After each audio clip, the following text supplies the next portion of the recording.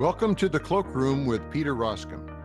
Former Congressman Peter Roskam leads Baker Hostetler's federal policy team. On today's podcast, Peter discusses the upcoming 2024 elections and the key races that will decide who wins the White House and which party controls the House and Senate, and what all that will mean for legislating and policy development in 2025. Peter is joined by his Baker Hostetler colleague, former Democratic Congressman Keith Schuler, and Jim Ellis, a veteran of federal politics and election forecasting. Jim is the founder of Ellis Insight, a nonpartisan firm that tracks campaigns and elections. Let's listen in to the Cloakroom with Peter Roskam. Well, we're in the final stretch of the campaign for the White House, the U.S. Senate, and the U.S. House of Representatives, and the polls are open across the country. We're here with Jim Ellis, president of Ellis Insight, and my colleague, former Congressman Heath Schuler. Gentlemen, we've seen these kind of races before in individual senses, close races up and down the spectrum. But this seems like really going to come down to the nose. Jim, how do you make sense of these numbers that you're seeing with these polls so close? Yeah, it certainly does look that way, Peter. And I guess the big question is, have the pollsters corrected for the Trump, what we would call underpoll from both 2016 and 2020? Because if we remember, he ran better than the polls suggested he would run. Now, if that's happening again, and there's three states in particular where that pattern was evident, and it was Pennsylvania, Wisconsin, and Arizona. Nevada. Pennsylvania, Wisconsin, and Nevada, where the underpoll was severe. And if that pattern is in existence again, then Trump will win. But the question is it? Now, some of the Democrat consultants say that it's not going to be like it was in the past because the pollsters have corrected for the underpolls of particularly 2020. And therefore, that's already in these current polls. And that explains why he's doing better in the polling than he ever has, not that he's gaining support. That's the Democratic consultant's spin. But I guess we're going to have to wait till Election Day to actually find out who's right about this. Heath, what do you make of how both of these campaigns are closing out their final pitch to the voters right now? How would you summarize each one of these? I think it's been different than in years past, when you don't have both candidates agreeing to, have debates, which is usually, that's usually how you close it out. You kind of wait till that very last debate and you see where both is. And, I really believe it's smart on Trump's part to do another debate. I think it's played, favorably in on his side. I think Harris, I think they're trying to find their way through this process now for the simple fact that they don't have a debate. And so she's having to do a debate by herself at a town hall type structure. And I think that's a little unorthodox. And I don't think that they had planned that Trump would not debate. I certainly think that was a smart move on Trump's part. But I think with the Harris campaign, I think they're trying to close out in a very unorthodox way that they had not anticipated, and I think it's a struggle right now for them. Yeah, it seems like when Kamala Harris was asked on The View if she would change anything from her, the affiliation with Joe Biden, et cetera, and she said, well, nothing comes to mind. That struck me as a strategic mistake. It was an opportunity, I think, for her to push away from some of the things in the Biden administration that haven't gone well for, particularly on the economy and some of these global themes and immigration. Right. And it was an opportunity for her to push away. And it gave Trump and the Trump campaign a chance essentially to say, see, what'd we tell you? And This is a referendum then. I mean, both sides desperately want this to be a referendum on the other campaign. But this is now a chance to say, hey, this is do you want a Biden second term? Because that's what you're going to get with Kamala Harris. And I think when they go back and review the tape, if Trump wins, that will be a pivotal point in the campaign. What do you think? What do you think about that? No, I agree. I mean, I agree. It is a pivotal campaign. During this campaign, she had a perfect opportunity. I don't know if just because it was the View and the viewership is more a Democrat liberal viewership, and she felt comfortable that she could just say that during that particular show. But I think she should have been very mindful of separating herself from him. I think that would have been a smart move from the very beginning, and say, hey, look, I was vice president. I pushed for some of these things, but I didn't win.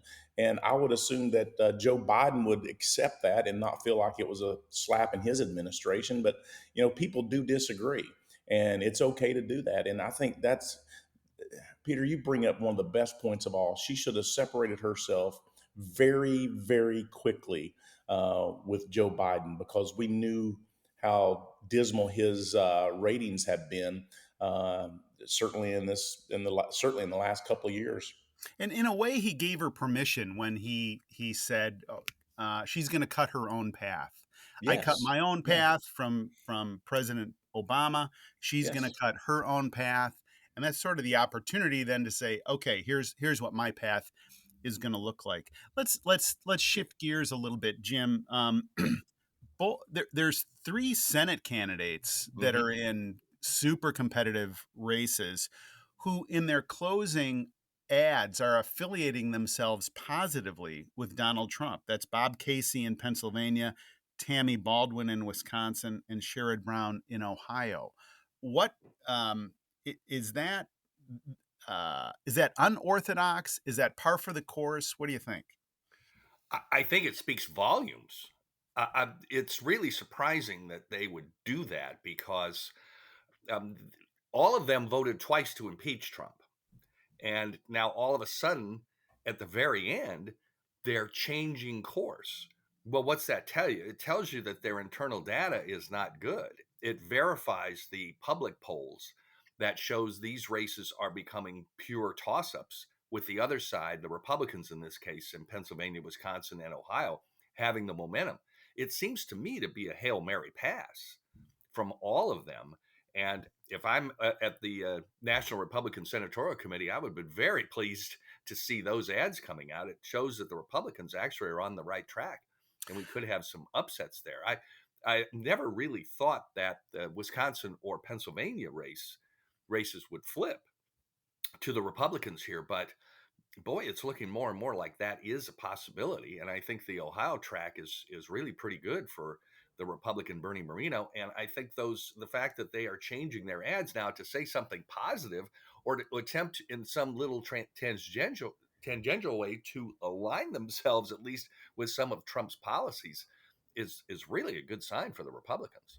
I know we're all products of our own environment, but I don't know, Heath, maybe in the fall you think of football and politics. When this time of year, I don't know, there's something about it that like evokes memory of campaigns. And I'm thinking back to my first reelect in '08 in suburban Chicago when Barack Obama was on the ballot, and we created Obama Voters for Roskam, and it was very effective. We knew who we were going after, because I quickly realized if everybody who votes for Barack Obama votes for my opponent, I'm going to lose. And we needed a strategy to reach in there and came out on top.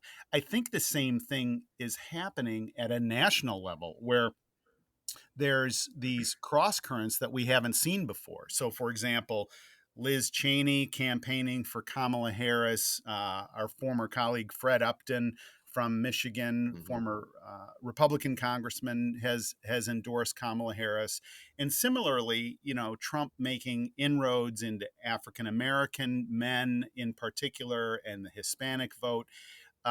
Just fascinating to see how all this manifests itself. What do you make of that, Jim, in terms of these unusual cross currents?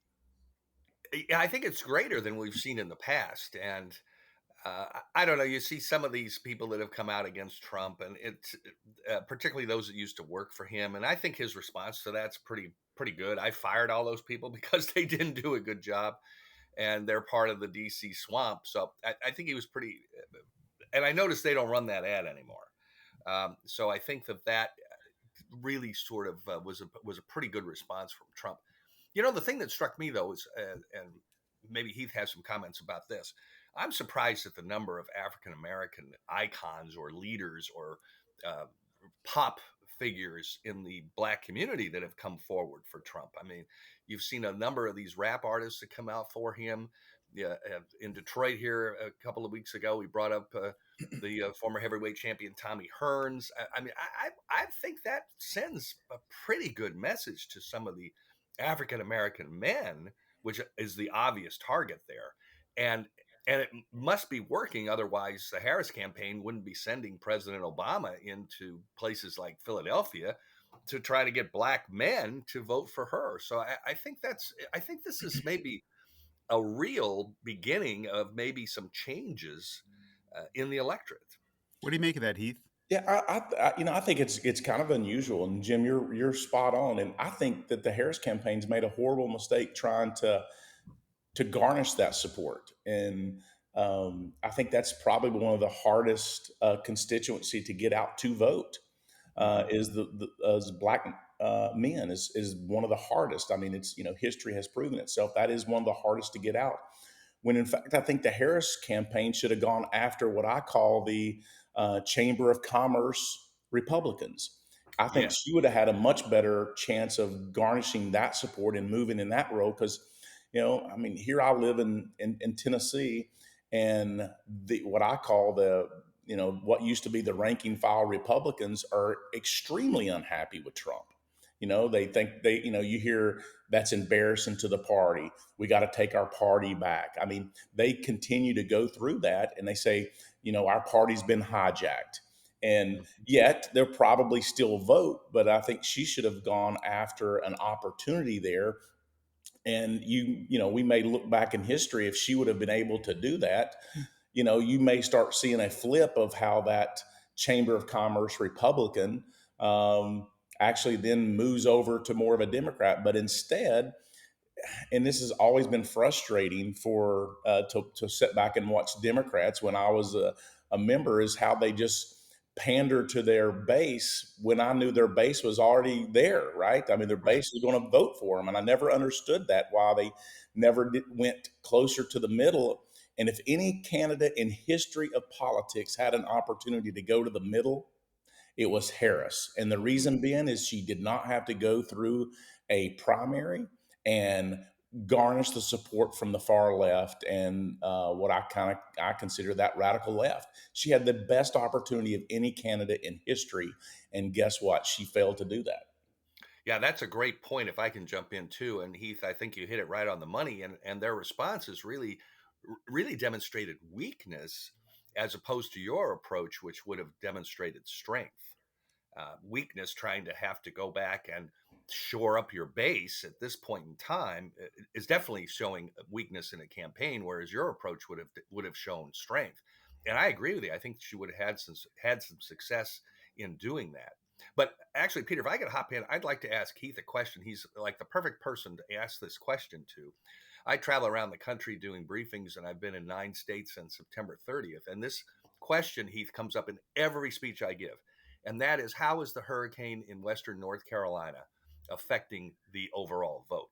And I know that's your old district that got hit the hardest. And Yes. what can you tell us about that in terms of arrangements people are making to vote, or just what's happening there? Yeah, I think there's a lot of misnomers there, and Republican Congressman Edwards had to come out and publicly denounce what essentially not what necessarily Trump was saying, but he was denouncing what Trump was saying about not having the support from the federal government, and FEMA wasn't there, and Yeah. and I've been there a couple different times now, and I mean you can't early on. I mean it was helicopters and military helicopters and National Guard. The help that had been received was unbelievable, and then just from everyone else. So I think locally that they're going to be on track to be able to cast those votes and do those things, and they're getting back where they need to be. It's going to be a long, long recovery. I mean, words can't describe the devastation and the death that actually happened during that hurricane. But I think what it did is I think it's getting more people that were on the fence by a lot of the rhetoric that was there, because Chuck Edwards, his outreach was to the people of West North Carolina and trying to defend that. But when you had other people saying that they weren't getting the help and they weren't getting this, well, that was, for maybe for a couple of days, because it was the magnitude and the widespread and the mountain terrain, then that certainly was the case. But as time had gone on, everyone had been seen, and medicine and supplies had been taken to people that the roads were washed out because of the flooding. But I think what it did is it had other people, because even right here in Tennessee, being so close, I can't believe what they're doing to those people in West North Carolina. It become like the theme. And, the one guy was in West Virginia saying he was in Western North Carolina when in fact he was a West Virginia resident, complaining that he wasn't receiving responses. It's stuff like that, that the rhetoric that you just kind of think, you know, what is the truth these days, because we spend so much of our time, people on social media, and then it becomes on the media, and then they have to correct themselves. And it's kind of um, this day of the way communication can go throughout and go so fast on social media. You can't defend yourself by creating a radio ad or a TV ad and defend that process as fast as social media is able to get out a particular message. Yeah, it was Winston Churchill who said a lie is halfway around the country when the truth is just putting its pants on in the morning. I think that's That's Yeah. right. part of that That's so true. part of that dynamic.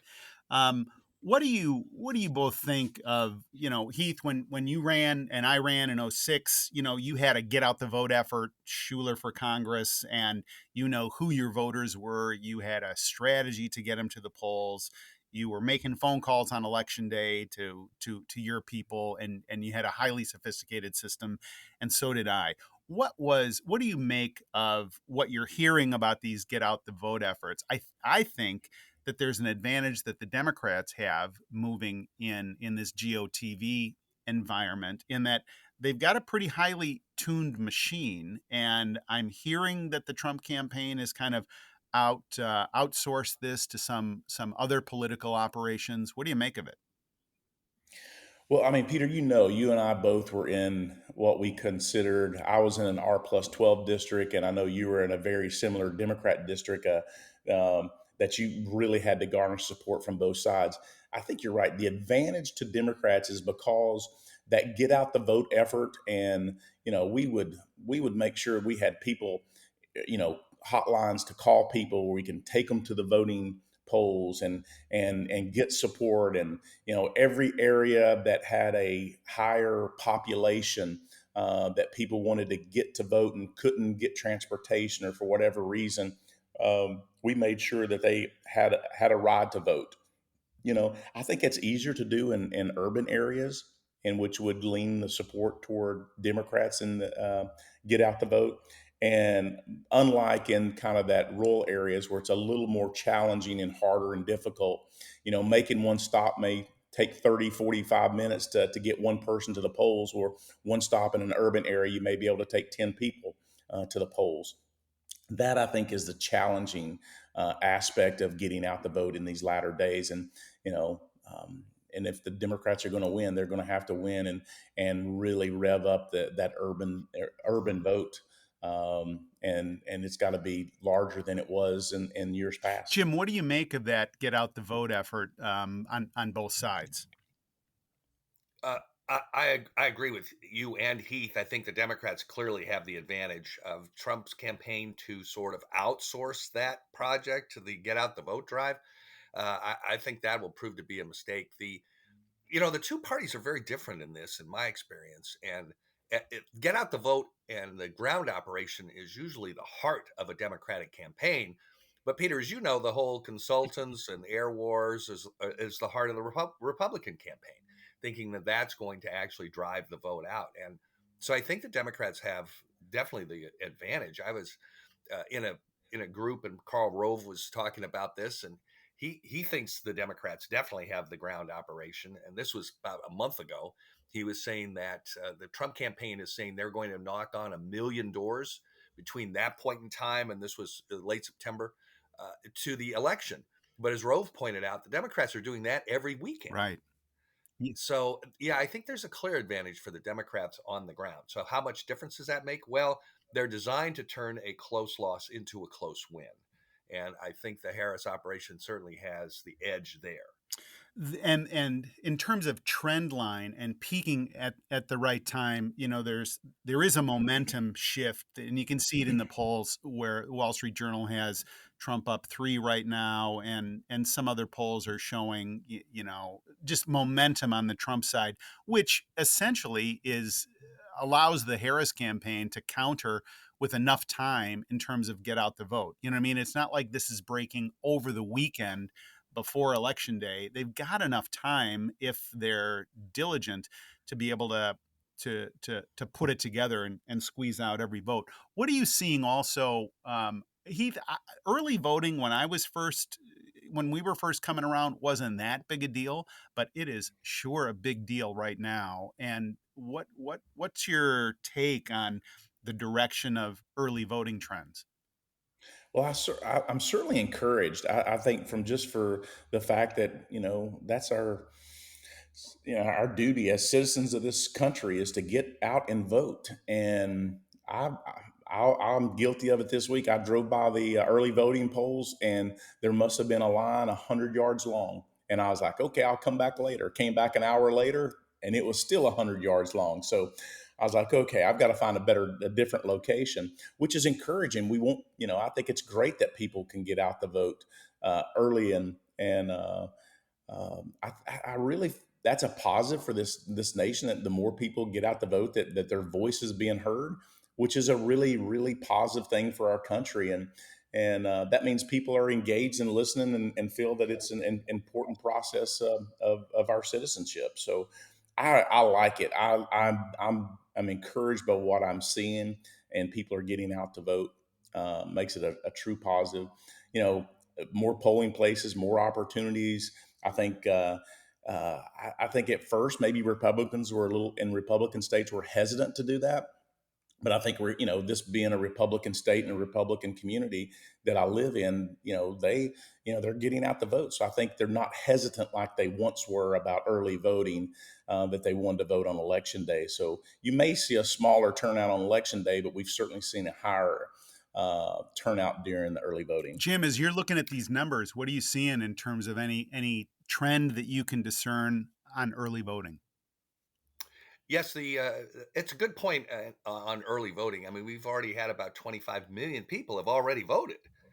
And when you Amazing. think the electorate's going to be in the neighborhood of 150 million, and we still have the heaviest week of early voting right now. So it is, yeah, it's very significant, Peter and Heath, and it's really changed the way campaigns operate. As Peter, you just mentioned about peaking at election day. Well, we now have election month because you have 47 states that have some form of early voting, and they all handle it a little bit differently and have different deadlines. But it has changed how campaigns operate. And I think what we're seeing now, there's a great website that I follow daily. It's called Target Early, Target Smart, and they track the early voting. And I got to tell you, how they get these numbers so fast is beyond me, but they do a great job, and it has proven to be accurate. And from looking at there, you can drill down sort of into geography, if you will. And they have the rural versus suburban versus the urban turnout. And what you need to do is look at it how those areas have performed in the past. Don't look at them in relation to each other, but look at them in relation to themselves. In other words, right now we're seeing a higher turnout in the rural community than across the country. And Heath is mentioning that what he's seen just with his eyes, that it is increased in the rural areas. But I would think the Harris campaign is quite concerned because across the board, the urban turnout looks to be lower than it was in terms of the percentage of people that voted that way in the past. So that might not be a very good sign for the Harris campaign. The suburban vote seems to be on parity with where it was in the past 2 elections. So I think those are significant numbers. And there's some late shifts too in terms of allocation of resources. It strikes me that that the Senate Republicans are not pursuing the Arizona seat anymore. It seems like they're Right. giving up on the Nevada seat as well, Yep. but they're focusing in hard on these Midwest states, and particularly the Michigan Senate seat. It seems to me that a Michigan Senate seat for the Republicans is, the great white whale. Everybody chases it every time, but it's very, very elusive. And yet this time, Mike Rogers is a strong candidate, and Mitch McConnell's super PAC is coming in very, very heavy there. What do you make of that?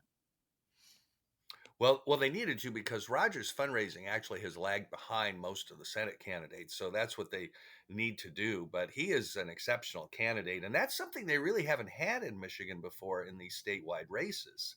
They've not had someone of the caliber of Mike Rogers running. And I think that's one reason why they haven't done it as well.